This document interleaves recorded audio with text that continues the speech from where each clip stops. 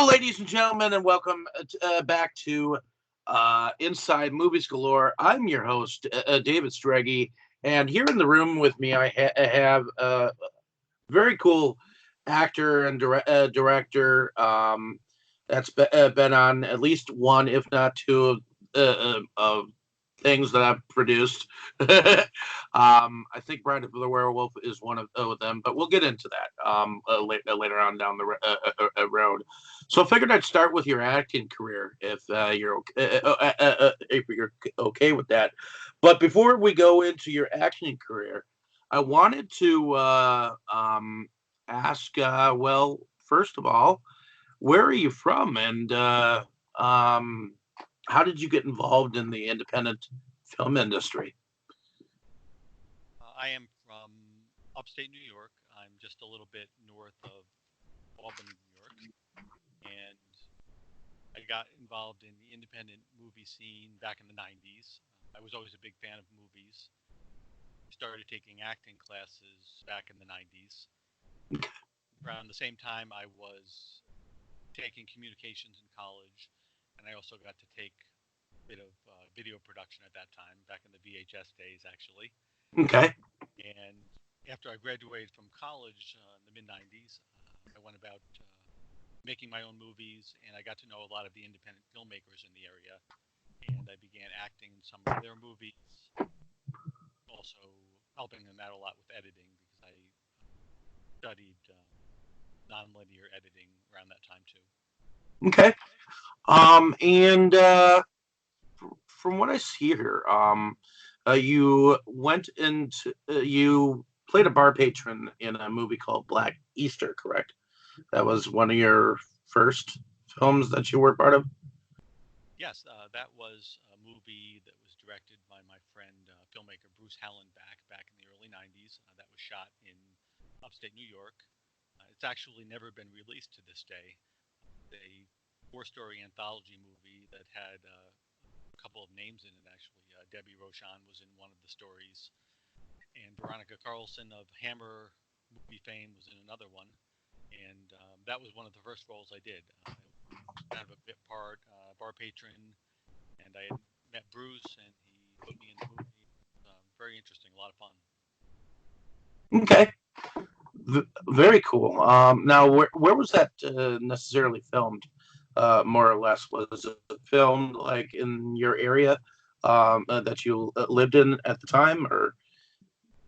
I think that was shot up more towards Bruce's area. He is from the Valatia Kinderhook area, upstate Okay. New York, which is about a half an hour away from where I am. And I remember us filming at a bar in that area, and then we went back to his house actually and did some scenes in the backyard. He did some. He played the host for the segments, and we did some scenes there too. Okay. Cool. And back in 1999, you directed your first short film called The Green-Eyed Monster. Why don't you tell us a little bit about that? Actually, the first short film I directed was a couple years prior, 1997, a movie called Night Therapy, about Okay. 25 minutes long, and I made it with my friend Tim Hatch, who's also a filmmaker from the area. We shot it over the course of a couple days, and it's about this therapist who talks to several patients and about their experiences, about their supernatural experiences. So that was the first one we did, and then the Green-Eyed Monster we shot shortly after that.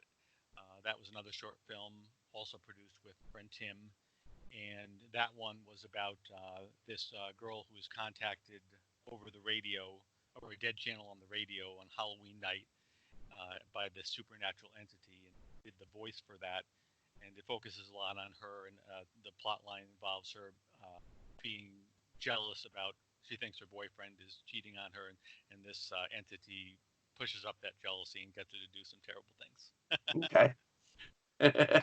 Now, where did you happen to have your filming locations for these two short films? A lot of those locations were my friend Tim. We used his residence for a lot of the locations, and then one of the actors also let us use his place. It was very, homemade movie making. We would shoot at, places we had available to people's apartments and some, public outdoor places like parks and stuff like that. Pretty much, yeah, very homemade type do-it-yourself filmmaking. Okay, cool. Now, did you use who did you go out and use for actors and actresses at that point in time? Let's see now. I believe we had some casting calls throughout those years, and then also sometimes we would be recommended. People would recommend us. People would be recommended to us, and we'd talk to them, and sometimes cast those people. Sometimes it was friends who were in the theater scene, that type of thing. But yeah, a lot of local people. Okay, cool. And then, of course, you went on and did a short film called Three to Murder, which eventually became a feature film called The Temptress, correct? Yes, we actually shot Three to Murder concurrently with the Green Eyed Monster. Three to Murder wound up being a bit longer. That wound up being about 39 minutes. That was about these three mysterious women from upstate New York town, and they get the attention of these petty crooks, and they turn out to be not exactly what they appear to be. And then what I did a few years later is I took some of the characters from Three to Murder and put them into a bigger movie, a feature called The Temptress, which was a full-on vampire horror feature, and that was about I believe that ran 68 minutes. And several years later, when I released The Temptress, Three to Murder was put on the DVD with The Temptress, so it's kind of a special edition double. The Three to Murder, you can watch Three to Murder and then The Mm-hmm. Temptress. The at the end of Three to Murder actually picks up about a quarter of the way through The Temptress, but then again, The Temptress stands as a feature somebody can watch if they haven't seen Three to Murder. But they've always been packaged together on the DVD. Although Okay. Temptress did get streaming release a couple of years ago through Sterling Entertainment. Okay. And you worked on a project as a vampire for Shadow Tracker Vampire Hunter. How was that project for you? Oh, that was one of my earliest movies too. That was directed by another friend of mine from the area, a filmmaker named Joe Bignardi, and yeah, I did kind of a bit part as a vampire, no pun intended. Shot that in a cemetery. It's a scene where I attacked the lead actor, the Shadow Tracker, this guy who's staking vampires. Um, I remember it was a lot of fun. Joe's kind of in the moment. He comes up with these scenes, and I remember climbing up on this tree branch and perching there, and then I attack him. I jump off the tree and attack him. We tumble over and have a little fight scene, but it was funny. Like I said, that was one of my earliest roles, and I remember I got up in the tree and I'm crouched there, crouched down, and for some reason was fiddling with the camera or something, so I was there for a while. And then when we finally took it, I jumped down, and of course my legs gave out when I hit the ground. We both tumbled over, and the first take didn't work out so well, but after that it went really well. It's a lot of fun. Really fun. Definitely sounds like it was. Going on to evidently another project with the same director, The Edge of Reality, which is an anthology of sorts where you played a storage facility manager. Oh yeah, that was another movie Joe did a few years later. I actually came on board as editor for that movie. Uh, that Okay. that was one of the first movies I edited, and I did a small part in one of the stories as a storage facility manager.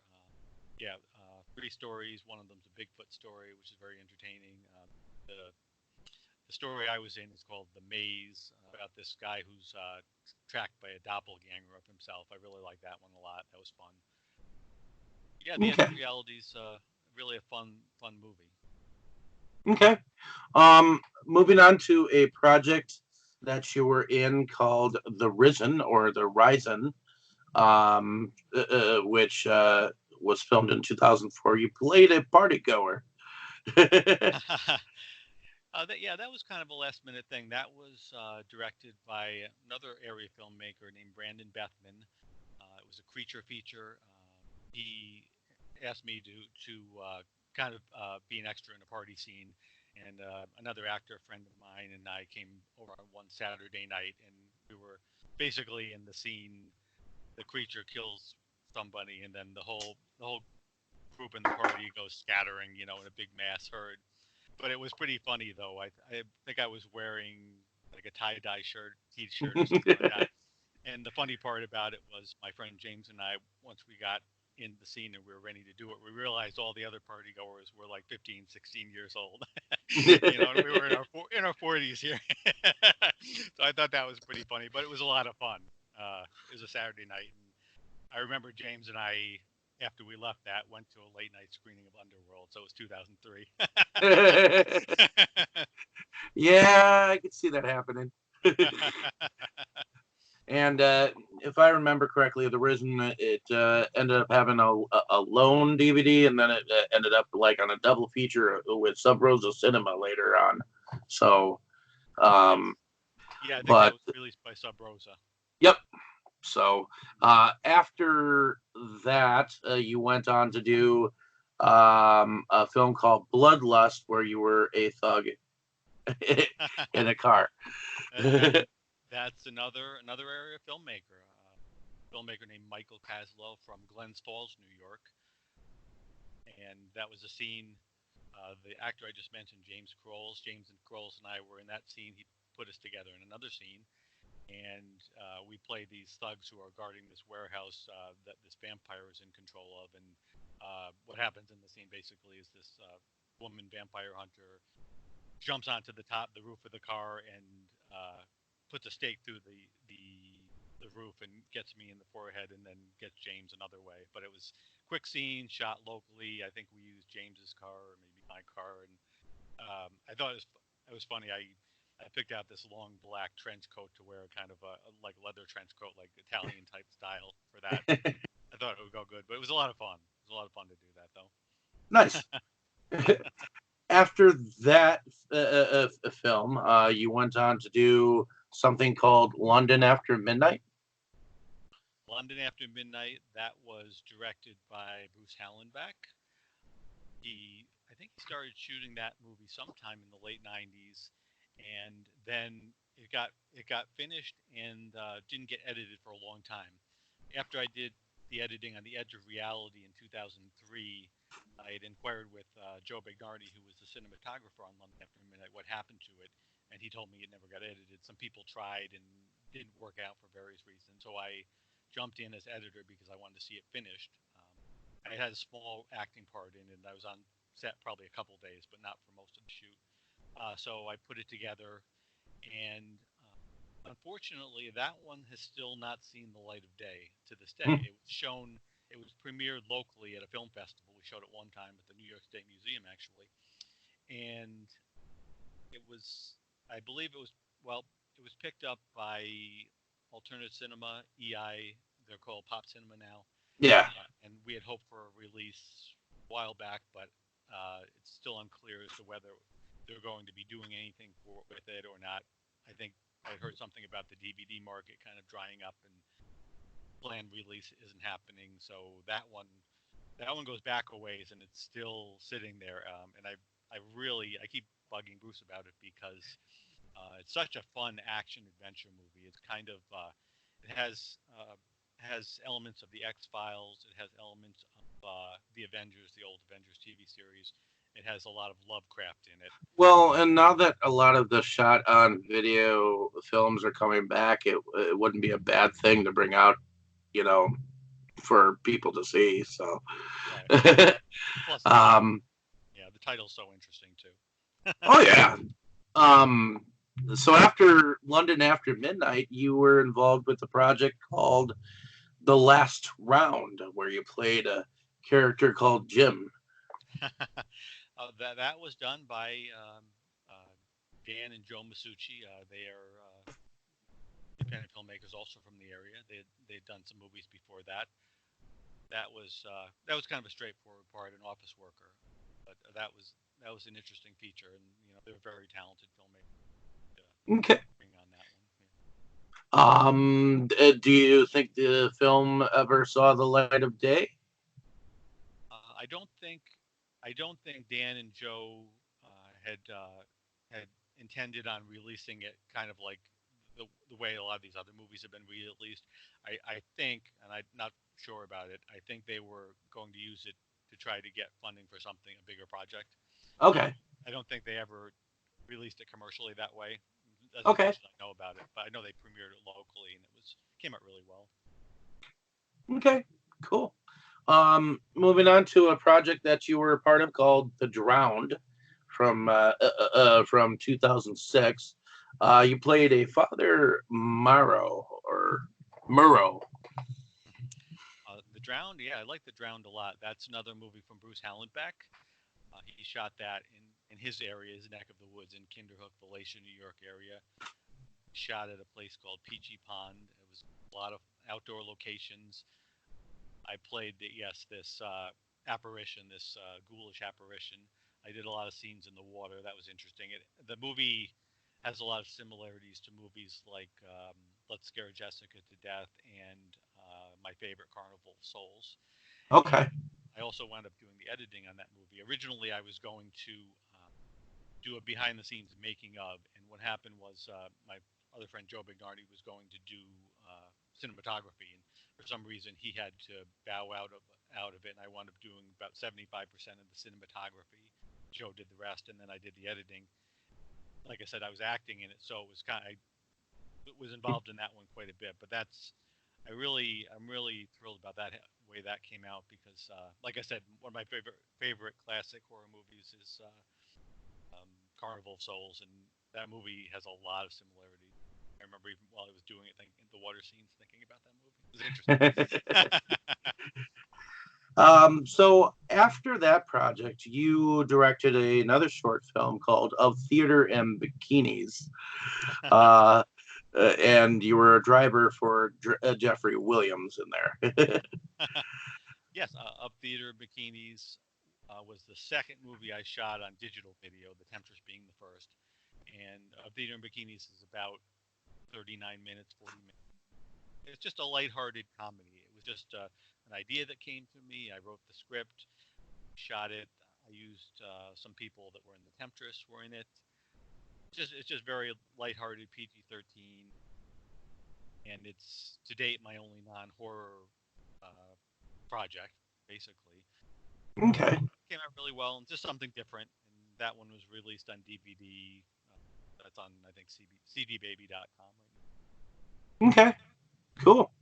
Um, uh, After that, you were in a project called Corruption, where you were a CSU officer. Yes, Corruption was directed by a guy named Christopher Bishop, another local filmmaker. I was in a scene, yeah, in a crime scene as this officer. He was nice enough to give me a bit part, kind of based on my notoriety in the area film scene. It was real nice of him. It's basically a mafia movie. I guess he put a lot of money into it. It's one of the more expensive productions in our area. Originally, I'd heard it was about a $20,000 budget. Then later, I heard it was $70,000. He premiered it locally. He had a screening at one of the area theaters for a whole week. Actually, came out really well. It had a lot of really good theater people from our area in it, and yeah, it was really exciting to be a part of kind of a bigger production. I think he actually closed down some streets for a few of the scenes and things. So I heard, anyways. But yeah, it was very interesting project. Okay. Sounds like it was an interesting project at the time. Moving on to a short film that you were part of in the same year, Dead Residents, Dead where you played a zombie.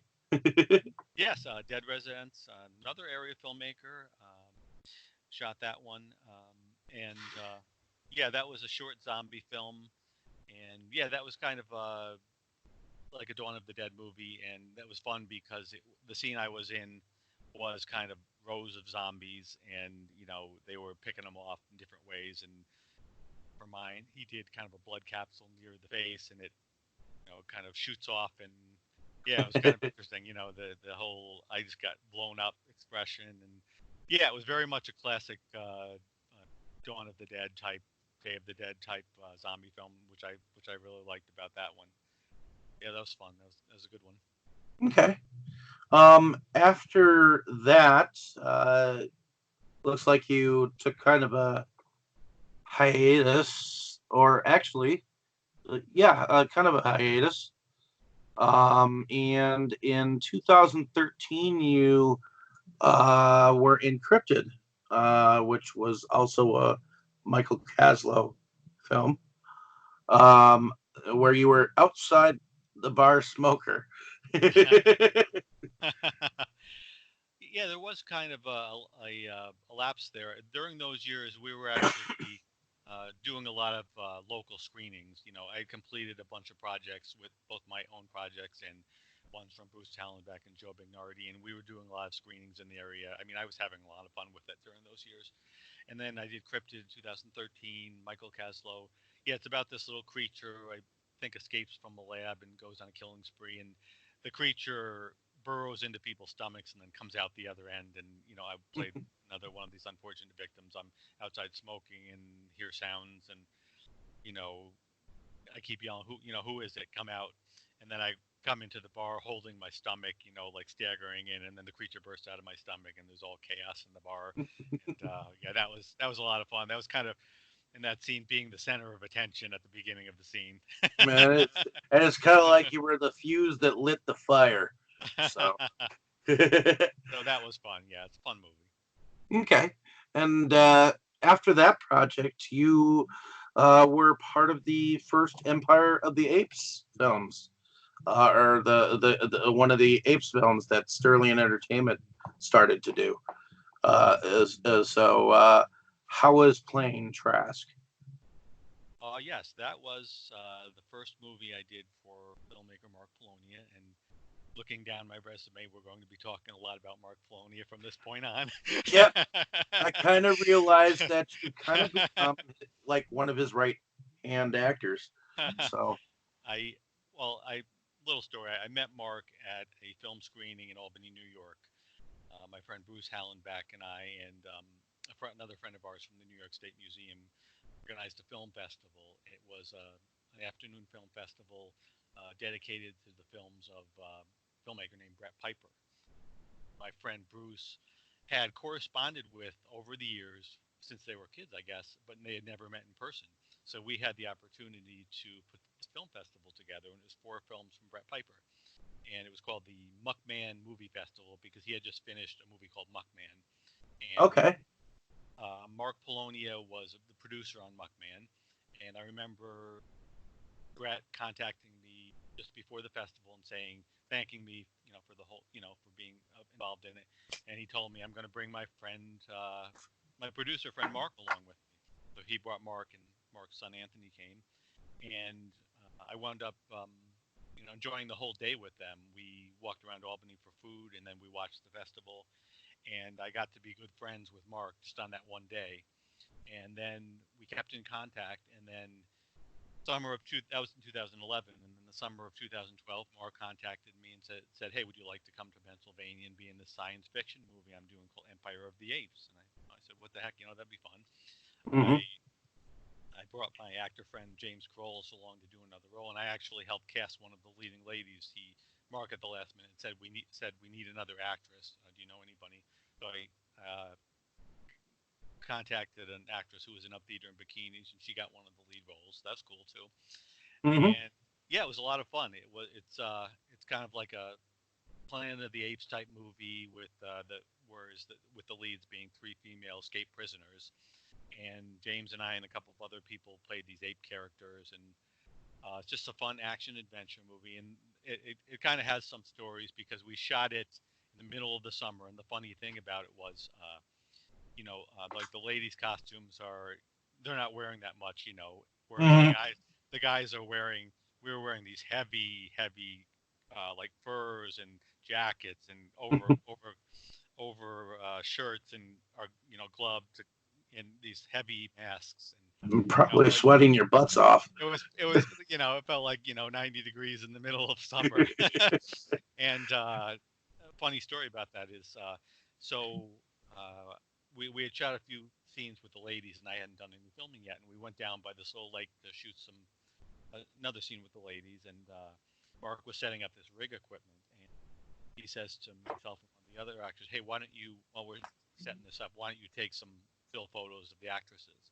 So we did that for like 10 minutes, and we're taking photos of the actresses, having a good time, Mark comes over, and I say to him, "Hey, this isn't bad. This is really great. This is a lot of fun. The Joe photographer all of a sudden." And Mark looks at me deadpan, says, "Well, you won't be having fun in 10 minutes when you put on that ape suit." And we always joke about that because it was, very hot and, uncomfortable, but it was a lot of fun, and I enjoyed working with everybody, and I didn't realize it would go on to be kind of a series of movies. I hadn't met David Sterling, the producer, at that point, and, I learned later that, it's this big producer distributor, and we would be doing other movies too, so it was interesting. Oh yeah, definitely sounds like it was. So moving on after Empire of the Apes, you it ended up being part of some of the continuation of Camp Blood, where you first played in Camp Blood First Slaughter as Fletcher. How was that project for you? Oh, that was a lot of fun. After we had done Empire of the Apes, Mark had emailed me about doing another movie for Sterling Entertainment, one that actually didn't wind up being done. And he said to me, "We'll do this other movie right now, but right now I'm shooting this slasher film. So I'll contact you after I'm done with this." And I said to Mark, "Well, if you need any help, let me come down and help you, because I love slasher films, and I never, for whatever reason, been a part of one." So he said, "All right, come on down." And I came down, and he said, "Well, why don't you play this role too while you're at it?" So I helped behind the scenes, and I played this role. Fletcher is kind of like the crazy Ralph character from the Friday the 13th movies. He's very much that type of character. So Okay. it was kind of a small part, but it was a lot of fun, and I got to be part of a slasher film. And yeah, that was another series I probably hadn't heard of, or maybe I watched the first one before I went down there, but I found out afterwards that it was this continuing series, or one that I guess Mark was starting back up. So yeah, it's been interesting. And then he wound up shooting Camp Blood 7 a few years later, and I did another part for that, and that was interesting too. Okay. After that particular film, you ended up working with Eric Roberts on Amityville Death House. How was that for you? That I like that way of phrasing it. Working with Eric Roberts, we'll go with that. I like that a lot. No, that was another movie Mark did. We shot that. I remember. I think it was January or February. And the one thing I remember about that project is it was probably the coldest movie I ever worked on. I was there helping behind the scenes mostly, but I also did a kind of a supporting role. And we shot a lot of that in this cold basement. It was middle of January. It was so cold that people were wearing gloves and so forth. Brett Piper worked on that movie. The movie came out really well. I remember I didn't actually shoot my scene until the evening before I was going to leave the next morning. I helped out behind the scenes all the time until that, but we did that. And I remember after shooting my scene, it started pouring, so I got really lucky because I had to leave the next day. But that came out really well. It's a supernatural movie, in the Amityville series. I was super excited, Amityville, wow. And then as far as Eric Roberts goes, I think I might have found out afterwards. I think what happened was Mark sent the movie to Fred Olen Ray, who's the producer, Hmm. and Fred decided to uh, film some or record some voiceovers with Eric Roberts as this character called the Warlock.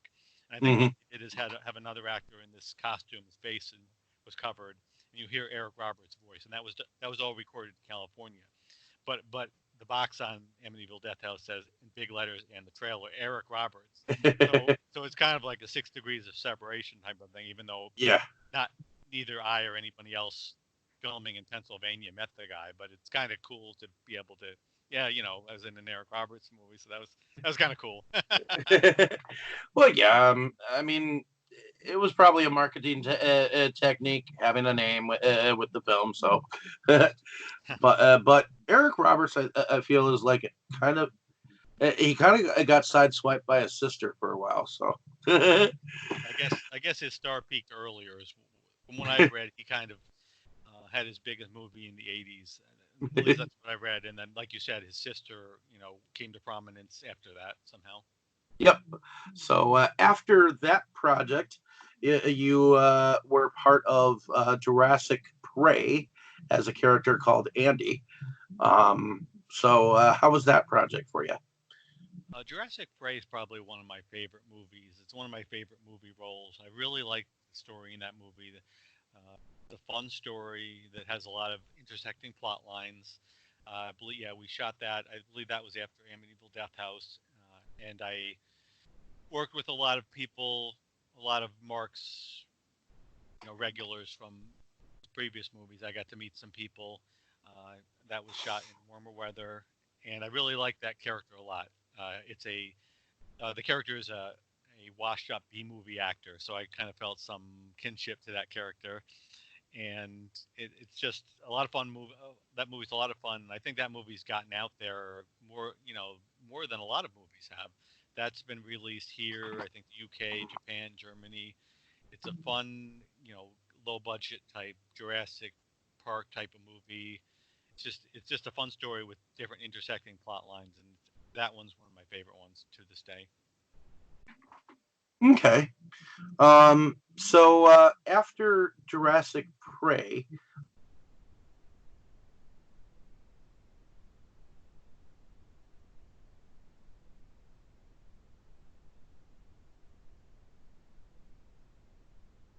or were they? Okay, I lost you there for a minute. I got you back now. Oh, were most of Mark Polonia films that you worked on shot in Pennsylvania for the most part? Every one that I've worked on has been shot in Pennsylvania, Okay. except I did one for his son Anthony, where I went to Pennsylvania, we shot some stuff, and then we drove back into New York for a few scenes. But other than that, it's all been Pennsylvania. Yes. Okay. Well, actually, Mark has come here to upstate New York to film a few scenes here and there, but it's about 95% been Pennsylvania. Okay. So after Jurassic Prey, you were in a project called Bigfoot versus Zombies, uh, and you played a Dr. Peel. How was that character for you? I think that was the beginning of my string of nasty, unlikable, despicable doctors slash psychos type characters. That was a lot of fun. I got to work with some of the same people again. My friend James Crowles with that one, Danielle Donahue, Bob Dennis, who are Bologna regulars. I got to meet the famous Dave Fife, who was in some famous Bologna movies like Splatter Beach. That was interesting, fun guy. We shot at this facility that wasn't being used at the time, and yeah, that was a really crazy, fun storyline, Bigfoot versus zombies. Besides my Dr. Peel character, I also played one of the lead zombies, so they made me up and everything like that too. So I got to do a lot of everything in that shoot. That was a good one. If you watch it, that's a crazy movie. It's action packed. People seem to either like that one or not like it, depending on your sensibilities. Yeah, I've heard that being a review coming from a reviewer background. So, but that's one that I actually still have yet to pick up. But most of these films coming up here, I actually do in fact own. It's just I haven't gotten around to watching them. So, like the next film, Project Declassified, astronaut Brent Taylor, you played. How was that role for you? That's another one of my favorite roles. That's a non-Polonia favorite role. Call that one. That was directed by my friend Joe Bignardi. It's an epic 2-hour movie. Uh, Joe likes. He's a big fan of James Bond. Big epic type movies, and that was really interesting. I was in makeup more in that movie than any other movie before. The special effects guy who shot the short film Dead Residents did the makeup on that, guy named Jared Balog, really talented. And I remember one day, what happens is this astronaut comes back from the moon, and he's been infected by this alien virus. And over the course of the movie, he transforms into this creature by stages. He gets more gruesome, and with each kill, he drains the blood from the victims and becomes more gruesome. So I remember one afternoon sitting in makeup, and we started with what they were calling the first stage makeup, which was just somewhat hideous. Then I went out and did a scene with one of the ladies, the victims. Came back in the makeup chair, sat for several hours. We did the next stage, did another scene, came back again, sat for several more hours, another scene. I think it was like 4 scenes that day, and by the end of it, my face was completely, you know, really gruesomed out and covered with heavy makeup. I guess I know what Robert Englund feels like now, and and then I think we may have done my death scene that day too, where I'm spewing stuff out of my mouth too. But it was really fun. I actually liked sitting and doing the makeup just because it was such an exciting project. And then later on, I went on to do the editing for that movie with Joe, and I did it together, and we premiered that movie locally. That was picked up by Pop Cinema and Okay. released on DVD and I think streaming at one point. Well, and I know I picked my copy up from cdbaby.com, so you can buy it there too. Okay. So, I think Joe's selling it there too. Yeah. yep. I think there are two cuts of it.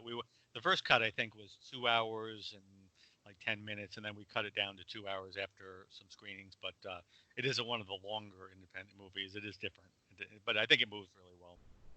Okay. Moving on to another project that you did in 2016 called Sharkenstein, where where you played a character called Klaus. How was that character for you? That's one of my other favorite Polonia roles, I have to say. Klaus is your classic quote mad scientist, and I got to do a German/German American accent for that one, which was fun because Mark sent me the script, and I just reading the script realized I need to do something to come up with an accent for this movie for this character.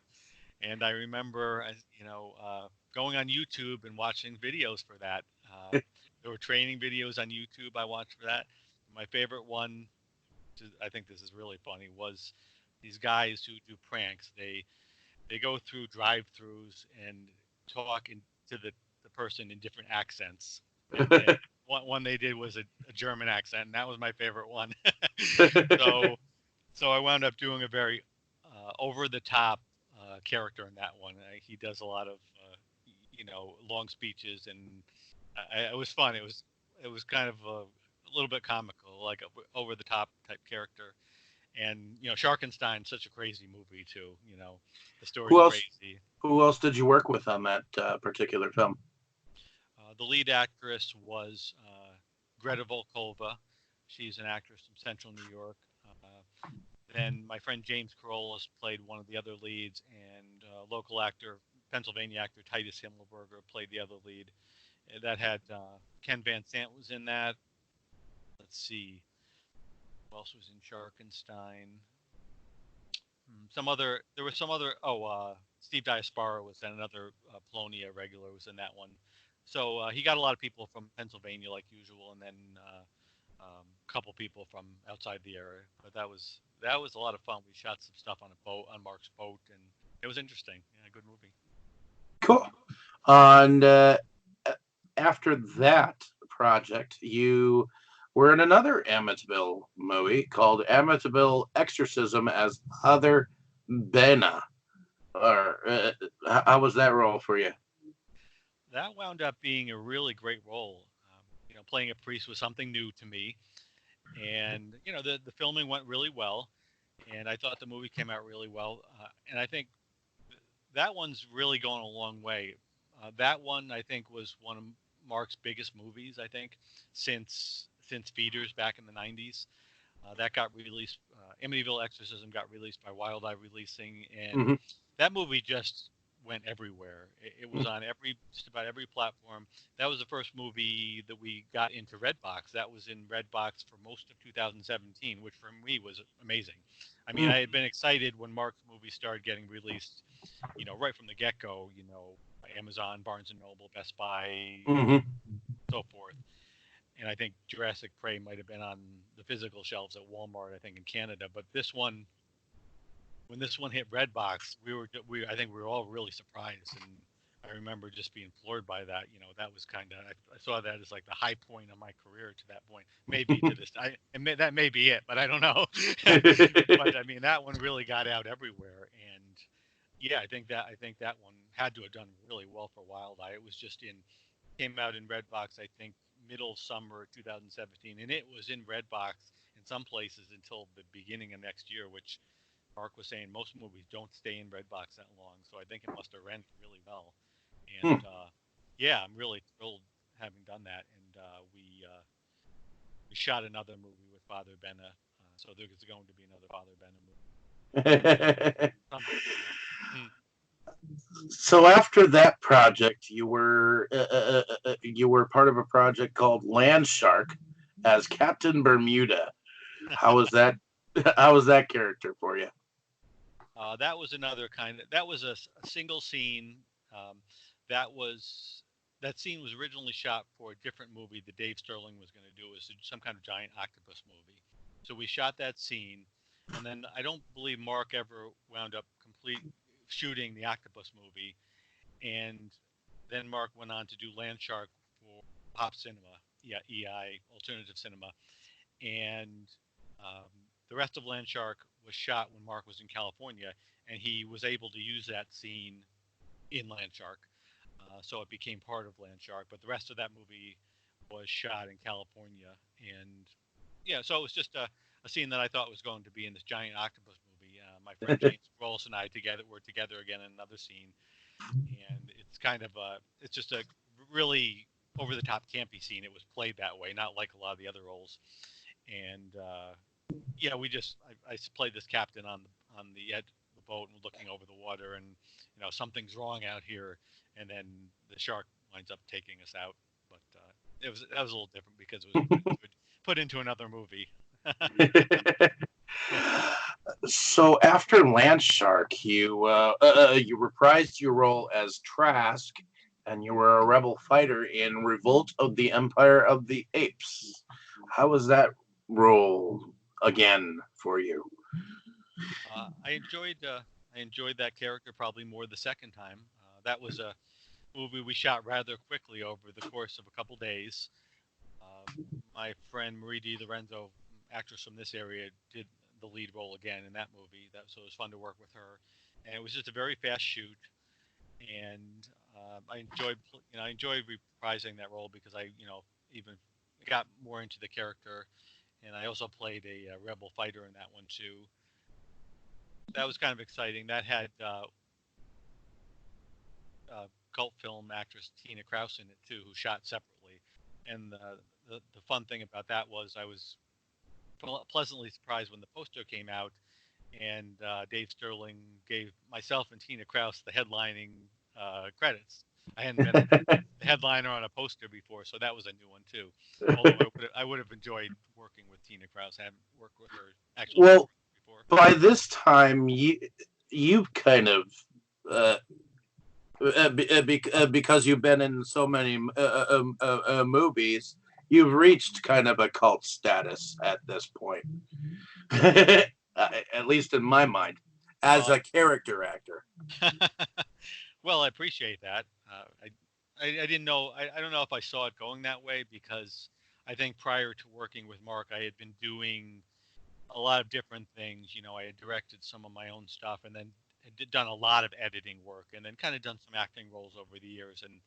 But after I started working with Mark, and he was immensely kind enough to keep inviting me back, I just started racking up the credits, and I guess a lot of people have enjoyed some of the work I've done in Mark's movies, and hopefully they watch some of the other stuff too. But yeah, I have gotten some good feedback, and I guess I'm developing something of a name in the independent underground scene. So things just kind of happen sometimes. But I'm, very grateful for all the projects, and for, being Definitely. fortunate enough to meet up with Mark, and just an amazing filmmaker. He makes more movies than any human being I've ever seen before. It's really amazing. Yeah, he definitely does keep busy. This is what you were talking about before. It Kills is part of the Camp Blood series. I believe it was number 7, if I remember correctly. Lee, and you played a character called Jeb. How was Uh, that role for you? that was a fun role. That was cool to be able to come back for another Camp Blood movie. That production went really well. I met some few new people on that one, I believe. Greta Volkova from Sharkenstein was one of the leads on that. Jamie Morgan, who does a lot of Mark's movies, was the lead on that. My friend James played the clown in a few scenes. The scene I did was with Sue Young, who's a local to Wellsboro, Pennsylvania. We played this redneck couple, kind of a little bit campy-ish, kind of a redneck. And he goes out with the shotgun and saying, "Come out, whoever's doing that and making that noise out there." And this clown, of course, comes up behind them and takes his head off. But yeah, it was a lot of fun, that. And I thought Camp Blood 7 was one of the better Camp Blood movies. I haven't seen. I admit to not having seen every one of them, but I watched the first couple and then the one Mark did, and I think out of the ones I've seen, I really like 7 a lot. And yeah, I was glad to be in. And it was another slasher film. That was cool. So Mhm. I've been in a few of them now. So that was fun. Definitely. After that project, then you were part of a film that was originally called BattleBots, but is now called Robo War, um, where you played a character called Caesar. Yes, yes. Caesar is a uh, Caesar is covered from head to toe in a red robe and a red mask. He kind of reminds me of some character maybe from Battlestar Galactica. He's your classic baddie. That was a fun movie, sci-fi movie. The good characters were all wearing like steampunk type costumes. Really great cast. Daniel Donahue's in it.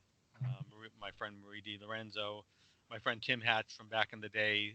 I think that was his first. He started doing Mark's movies. That was his first one. He played a lead role there. Just a really good cast, a lot of fun. I make a lot of proclamations, and the fun thing about that was you don't see my face in that one, but Mark took my voice and distorted it, made it made it kind of echoey and robotic sounding, and I thought it came out really well. There's a lot of giant robot footage which Dave Sterling supplied us in that movie. It's just a kind of a fun campy sci-fi movie. Kind of reminds me in like the like kind of like what was it, Robot Jocks, kind of, except on a smaller scale. Exactly. You hit it on the head. Yes, that's what it is like. But in any case, then you were part of another.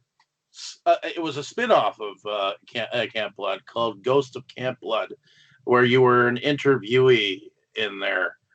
Um, how was that role for you? Oh, that one was unexpected. I didn't realize I was going to be in another Camp Blood movie. We were shooting another movie at that time, which I can't remember which one. But while my friend Tim Hatch and I were there shooting that movie, Mark said, "Oh, by the way, I need a couple interviewees for the Ghost of Camp Blood I'm going to be doing. So just come up with something." So he kind of put the camera in front of our faces, and we made up these tales about having seen the killer clown. And so it was just a quick thing that we did while we were filming something else. And so, I got to be, in another Camp Blood movie, a little cameo there. So that was cool. Interesting.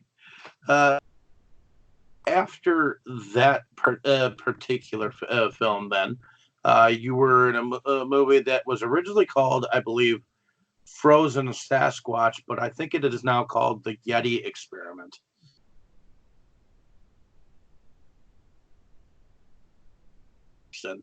How was that role for you? I remember Mark came up to our area to film that.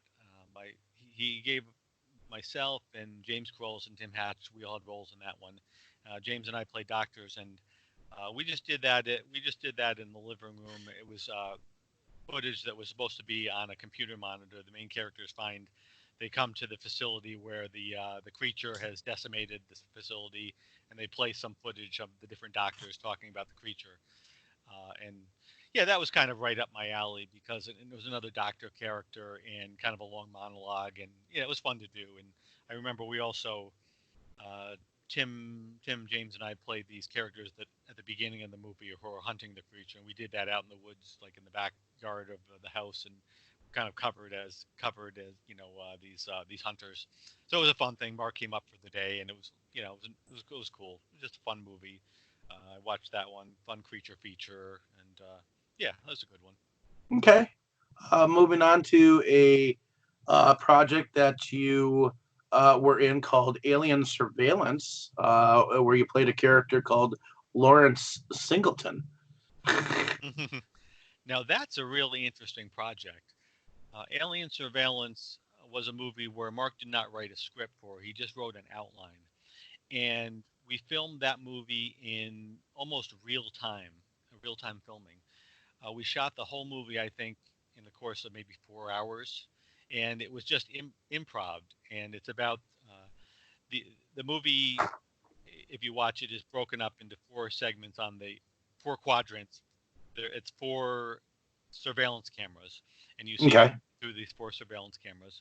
And we shot the movie in real time. It was all interview. It was all improv, and I play this character who these other characters are throwing a going away party for at this business, and then strange things start to happen, and you see the one quadrant is the party, and then people go out into the hallway. There's another quadrant, another camera is in the parking lot, and eventually towards the end of the movie, the alien showed up. But the interesting thing about that one was, there's no scripted dialogue. There's no music in that one. It's just kind of a drone sound during some of it, little uh, underscored thumping kind of drone sound. And I hadn't really seen a movie like that before. I think there was one made back in the '90s called Time Code. That's the only one I can think that was kind of like that. But in that one, the different stories intersected, whereas ours is all one location. And like I Okay. said, the interesting thing about that was filming in real time. I mean, we literally shot that movie, the whole thing, within I think it was 4 hours. Just a couple different camera setups, changes, but we shot continuous scenes that would go on and on until Mark stopped it. So it was really interesting. Okay. Moving on to another project that you were a part of called The Girl in the Crawl Space, where I guess you played a character called Saxon. Yes, Girl in the Crawl Space was directed by John Oak Dalton, who prior to that was mainly known for writing a lot of independent movie scripts. He'd written a lot of Mark Polonius scripts, and this was John's directorial debut. It was shot in his neck of the woods, quite a ways away from me. And what he did was he gave me a voice role for that movie. Uh, Okay. the main character is a writer, and he's contacted several times on the phone by his agent Saxon. So that was John was nice enough to give me a voice role for that one, and yeah, it was actually really overly generous because my name's in the opening credits with the main actor. So you know, I, I'm just I have to be thankful for that. I recorded it here and just sent him the files for that one. So that's just it was just really nice of him. We had worked together in person on a project before that. So and I like John. He's a real nice guy and just a real nice thing to do. Okay. Moving on to a uh, your one of your most recent directorial films, where it's called Halloween Horror Tales, where you played a character called Bill and a masked stalker in your. It's kind of an anthology, is it not? Yes, yes, it is. And before I forget, I'd just like to say thank you for your kind words about that movie. That was really nice. I'm glad you enjoyed it. Um, Halloween Horror Tales. It was originally called Horror Tales. We actually started filming that movie many years ago. The first movie was shot way back in 2009, and we shot two segments actually back in 2009 and a third one in 2010. So there were three done. And then the movie just sat on the shelf for many years because of different things, just life in general, and no particular reason. And I did the editing on it, and at some point I realized I needed the movie to be a little bit longer, so we needed a fourth story. And I had a fourth story that we filmed, and then because of a possible rights issue with the script, I wound up not going with what I had filmed. So I wrote another script, my own script, for a segment called The Horror Hostess, and it was 2000, I think, early 2018. I went to Pennsylvania, and my friend Mark Polonia, helped me film that fourth story. We filmed some of it, a lot of it near his house, some in his house, and then I went edited the movie, and I pitched it to David Sterling Entertainment. He retitled it Halloween Horror Tales, and it was released in November of 2018. We just missed Halloween, but it was released in November. And I finally got the movie done.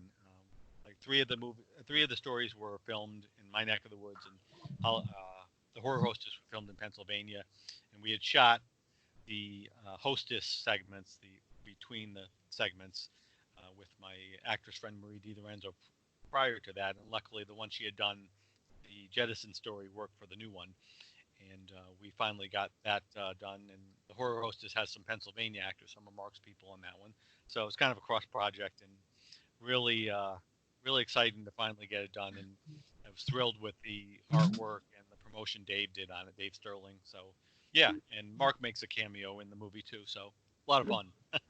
Definitely. Now, what is the name of your production company for your productions? Very Scary Productions, correct? Yes, very scary productions.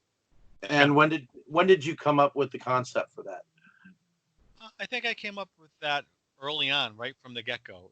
Okay. It was just kind of a fun name that I guess popped into my head. No real story behind that.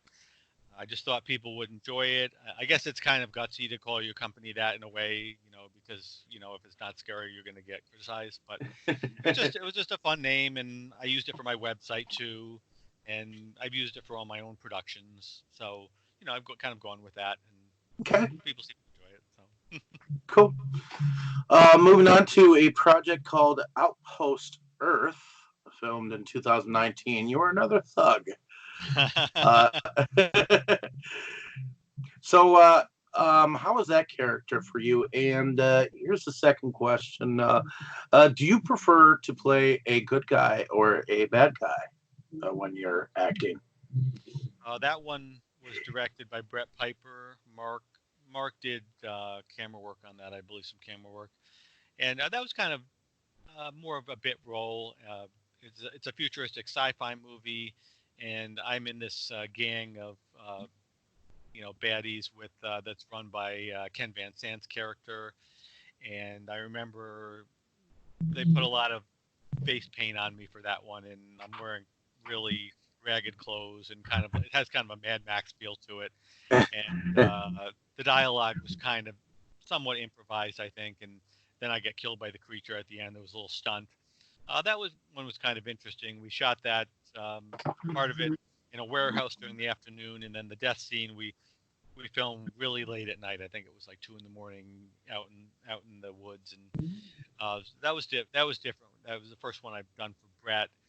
And then what was the second question you said as far as? As far as acting, which kind of a role do you enjoy more? Playing the good guy or playing the bad guy? I don't think I have a preference. I think it depends on the movie and the script. Although sometimes the bad guys are kind of more over the top and dramatic in a way. They're more fun in that way. Like kind of like Klaus and Sharkenstein. That was a lot of fun. But then again, I thought Andy Kilpatrick from Jurassic Prey was a lot of fun too. He's not exactly a bad. He's kind of more of a good guy, even though he winds up robbing a bank. But that was kind of had a little more personal drama in it too. But it depends on the role. And like the creature role in Project Declassified, that was a lot of fun. That was just a classic creature role, and I did all these scenes with these actresses, and I kind of covered their face with the giant monster hand, and strangle them and so forth. And that was fun.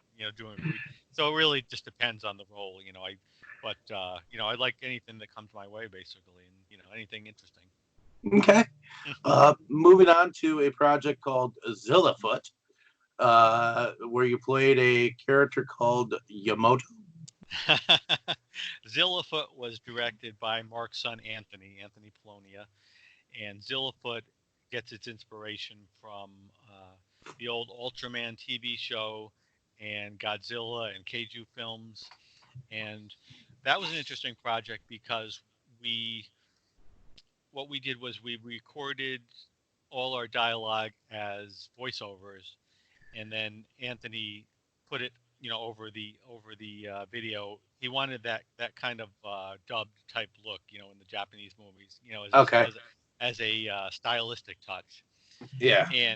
And we all the actors basically tried to come up with a kind of pseudo Japanese type accent to a certain degree, not like like you hear in those movies. We tried to act that way too. That was a lot of fun.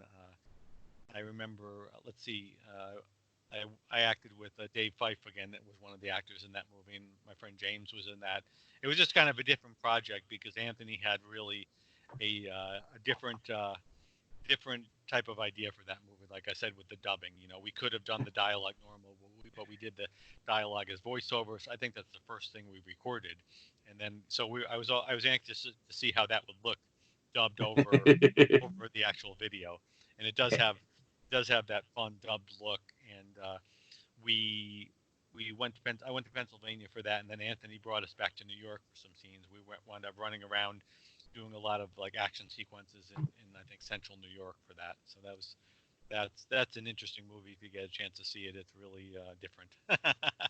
Really Okay. well done. Moving on to a project called Deadly Playthings, which had, I believe, a Kickstarter project going on for a while. You played a neighbor in that particular film. How was that role for you? That one was done for Ron Bonk of SRS Cinema, I believe. And Mark jokingly calls that my, what did he say? He said it was my most throwaway role because it's the smallest bit part I've ever done. It just so happened I think he gave me a choice of a couple roles, and I took that one just because I thought it fit better than one of the other roles, even though the other role would have been in the movie more. So it's literally just I think less than a minute, that scene, just a few lines. It's just kind of a cameo. The one that it was fun. The one fun thing I can say about that movie is it immortalized a piece of clothing that I have. Um, I'm a big 1980s aficionado. I'm an 80s child, and to this day I have one piece of clothing left from the 1980s the rest of them didn't survive. It's this blue scarf from the 1980s that I bought at a store called Chess King back in the 1980s, which was a store you would go in if you wanted to look like a member of Duran Duran. And I had this scarf, and I got to wear it in that scene, so it's been immortalized in that scene. I still actually wear it in the winter, but it's in that scene. Nice. Little trivia. Moving on to a project that I was actually a producer behind. Dave Sterling had asked, well, I'll be honest. I collected a lot of the David Sterling films, and then one day he started asking. He started asking me about was it Camp Blood Kills and Camp Blood 8, and then after that came about if I wanted to produce behind Bride of the Werewolf. I was like, I've never produced a werewolf film, so and when he showed me a picture of the thing, I was like, hey, I love the cover of that thing, and so it wasn't too bad of a film in my mind. I mean, I haven't reviewed it yet, but I have watched it. So how was your role in the film, Hunter? Mark came to our area for that. There was another one where Mark came up to our area, and like with Frozen Sasquatch, myself, James Gross, and Tim Hatch did parts in it for that, for the opening sequence. And we just went out into the woods and shot all that stuff, and it went fine. I think the scene came out really well. Tim and I played hunters, and James's character had been killed already, and I think he also put on the werewolf suit for those scenes too. Hmm. It went really well. It was just a good day hanging out with Mark, having a good time, and I thought the movie came out really well. Dave was nice enough to send me copies recently, and Mel Heflin, the lead actress, I thought was really good. I worked with her before. Thought she did a really good job. The two male actors I hadn't met before. I just know them over Facebook. I thought they were really good, and then it had some Colonia regulars in it too. And I agree, it's a fun werewolf movie, and you got a mummy in there too, and Right. it's just a I fun, think he fun tried movie. to have like a like a lot more characters than he had the budget for, but it was fun in the end. I think I liked the character design of the mummy, and it was just like you said, a fun film. So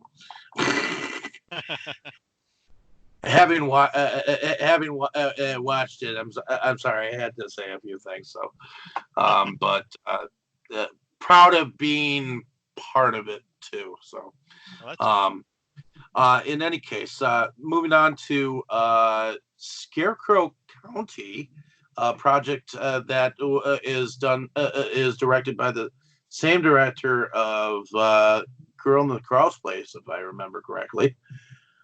How was your character Virgil in that film? How was it to you? All right, that was another one directed by John O. Dalton, and that was just like like the girl in the crawl space for me. He was kind enough for a second time to give me a voice part that was shot up in his neck of the woods. He gave me a voice part. I believe that character is actually a voice inside the mind of one of the main characters. She hears this voice talking to her. So I did.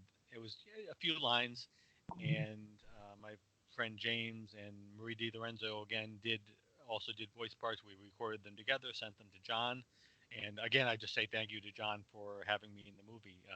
And I guess I guess the trailer just came out, and I guess it's going to be coming out at some point. I know Girl in the Crawl Space got really good distribution. That one is on the was on the shelves at Walmart. I took a picture with that one. It's real exciting, and I hope he has the same distribution company for this one. So, I imagine that'll probably do really well too. I haven't seen it yet.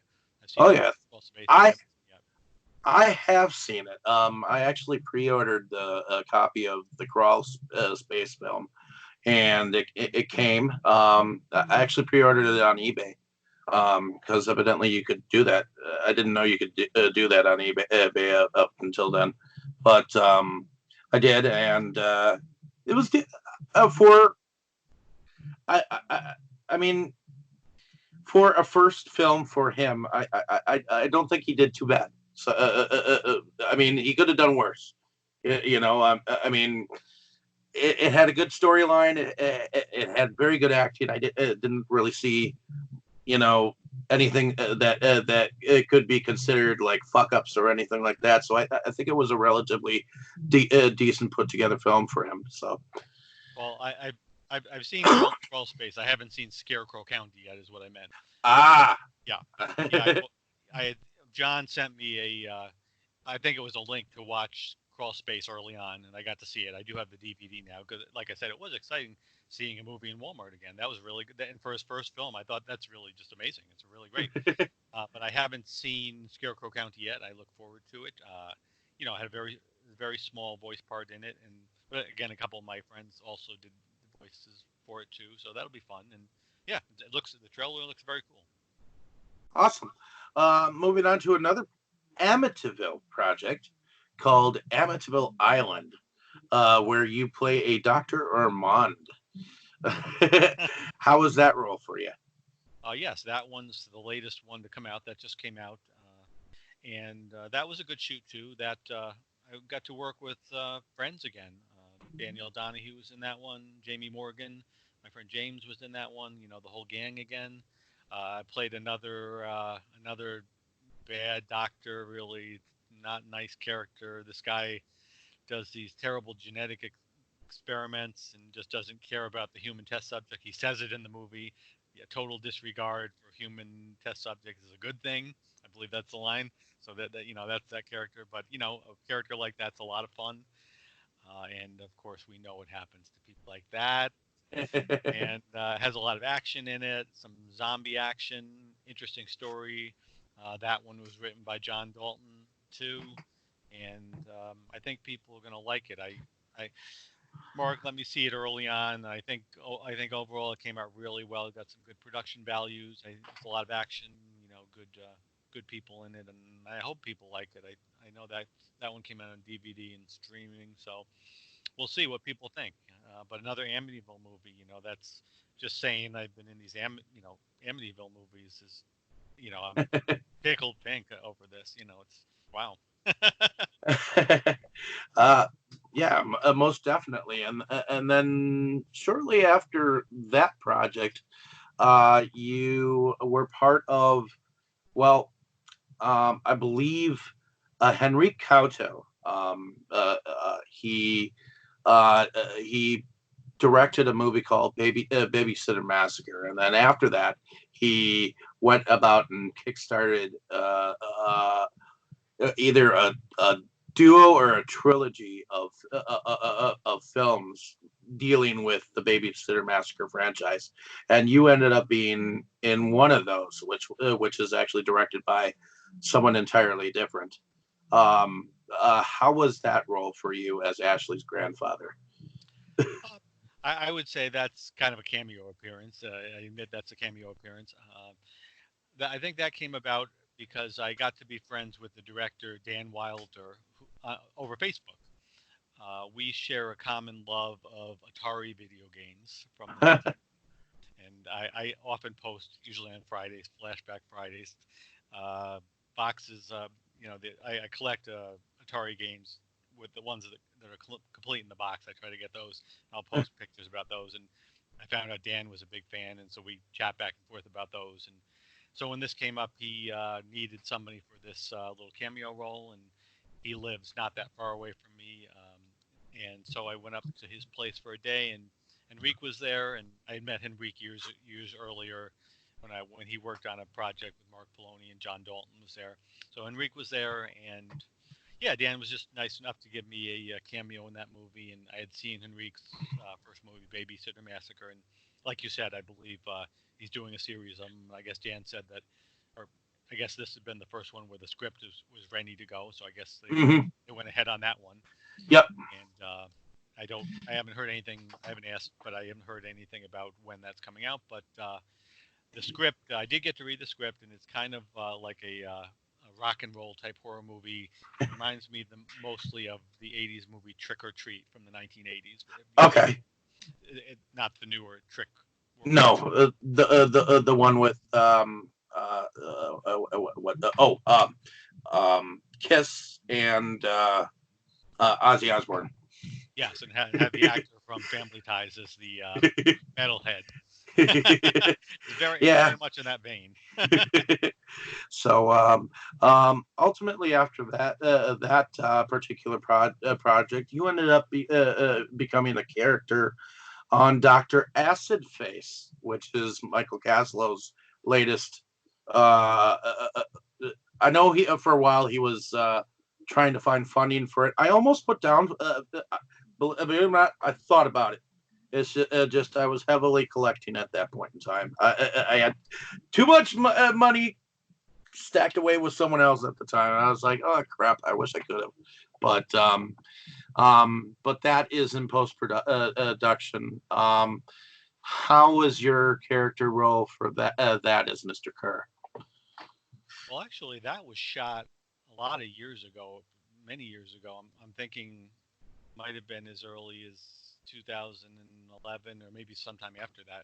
So that's been sitting there for a while. I think Mike has to finish up the editing on it. I haven't talked to him in a long time.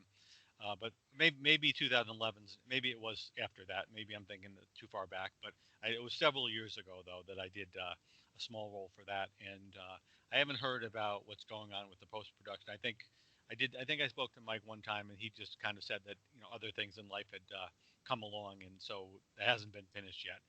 But it was a lot of fun working with Mike again. Really nice guy, really talented guy, and it was kind of a cameo role, and it was shot in our neck of the woods, and I remember everything going really well. I met some people I hadn't worked with before, some local actors, and it just came out really well. And we'll have to see how that movie comes out.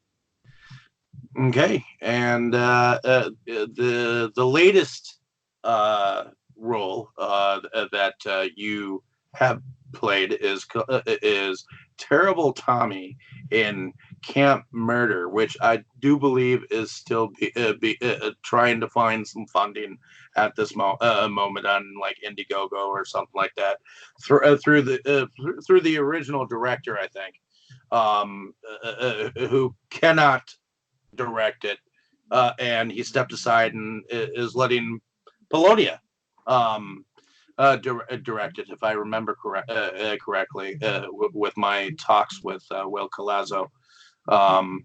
And how was that character for you? Well, actually, I can't answer that because we haven't filmed anything for that yet as of this point. I know Will from over Facebook, and I saw his movie. Yeah, the only reason why I think that he cannot direct the film is because he's getting married. I did not know that. I just know, yeah, I just Will contacted Mark about directing this movie, and then Mark contacted me, and I talked to Will over Facebook a couple times, and I saw a little outline, but I think they may even still be working on the script at this point. I know there's an IMDb page for it now, but it sounds like a fun slasher movie, and Will's.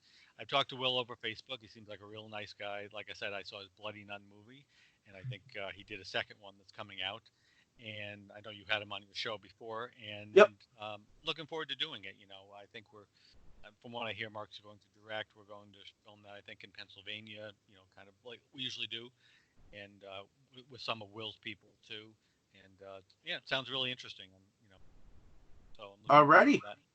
Well, I'm looking forward to checking some of the films out that I haven't watched of your films, but I'm glad I was able to get a chance to sit down with you and at least record a conversation station with you, even if it's not on my regular channel. And I apologize about that. I don't know why it wasn't working. Sometimes the program doesn't work with people, and I just have to use some of my backup resources. So, No problem. but hopefully I'll be able to get this spliced together tonight, and I'm actually going to put yours out first before, because I have a spot that I can fill for another Spotify interview. So you'll end up on probably Spotify tonight. So Okay, sure. But do you now you the best way to get in contact with you is through your Facebook page for Very Scary Productions, correct? Yeah, I'm on Facebook. I do most of the social media sites. I actually still have an old-fashioned website, Very Scary Productions. But I mainly talk to people, like most people nowadays. I mainly talk to people over Facebook and messaging and all that type of thing. So I'm not difficult to get a hold of. Awesome. Well, in any case, I appreciate your time coming and talking to me. It's been a pleasure getting to know you as a person. I personally, as a film lover of independent films, I've enjoyed getting to know some of the people responsible for many of the films that I've come to know and love. So thank you for sharing some of your stories and some of your background with me, and I'm hoping that other people will think the same way, and listen to you. Oftentimes, magazines, when they ask you questions or whatnot, they forget to ask you some of these questions along the way. Getting to know you as a person instead of just about that particular project at a given point in time. This gives it a broader outlet. So. Well, I appreciate it. It was really great talking with you too, and I had a lot of fun going through my filmography.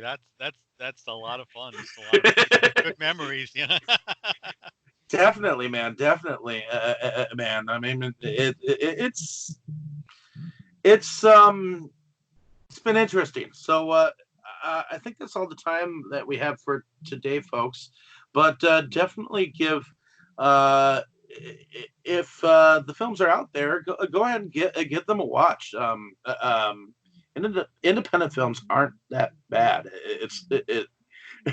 You got to have an open mind and an imagination to watch some of these films, and yeah, okay, maybe you might be able to see the string on the fucking bug, or see the hair underneath the hairy arm or something like that, But it it is what it is, folks. So thank you for listening. Have a great day, evening, or morning, wherever you are, folks. And hopefully you just check these films out and give them a watch. And enjoy.